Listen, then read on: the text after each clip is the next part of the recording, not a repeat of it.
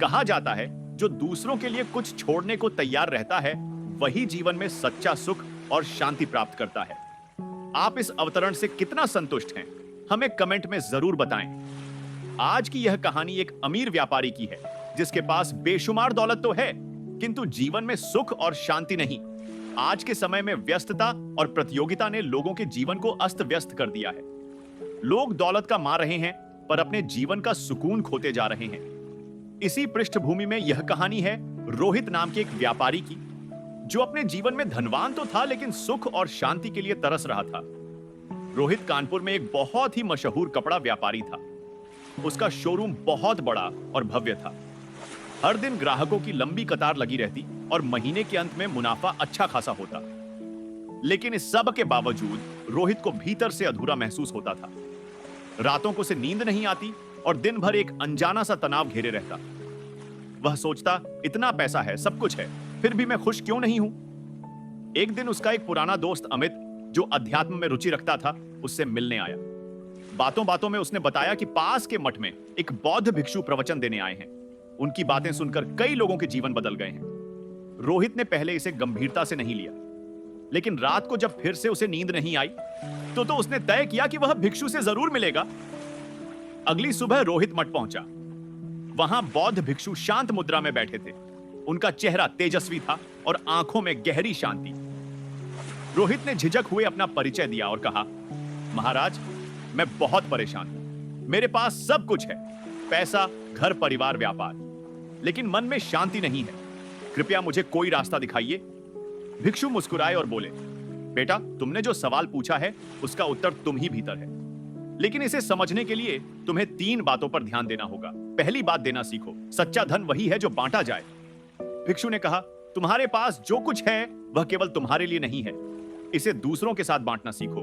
जब तुम देने की आदत डालोगे तभी तुम्हारे भीतर सच्चे सुख का बीज अंकुरित होगा। रोहित ने पूछा, लेकिन महाराज, मैं तो पहले से ही अपने कर्मचारियों को वेतन देता हूं और ग्राहकों को सेवा देता हूं, इसमें और क्या कर सकता हूं?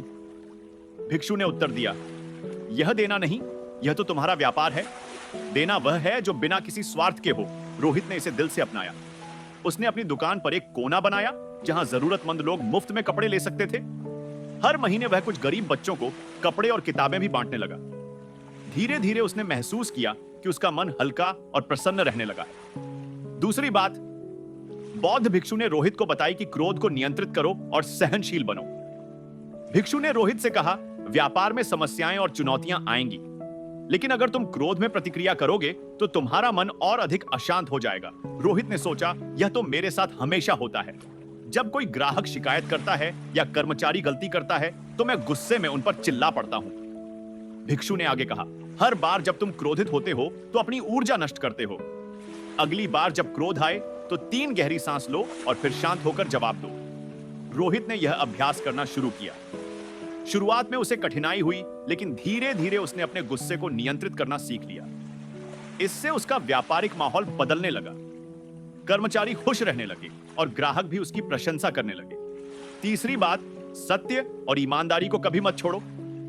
भिक्षु ने अपनी तीसरी और सबसे महत्वपूर्ण सलाह दी, अगर तुम सच्चाई और ईमानदारी के साथ काम करोगे तो तुम्हारा व्यापार और जीवन दोनों सुदृढ़ होंगे। रोहित ने जवाब दिया, महाराज, मैं कभी धोखा नहीं देता, लेकिन व्यापार में कभी कभी छोटे मोटे झूठ तो बोलने ही पड़ते हैं।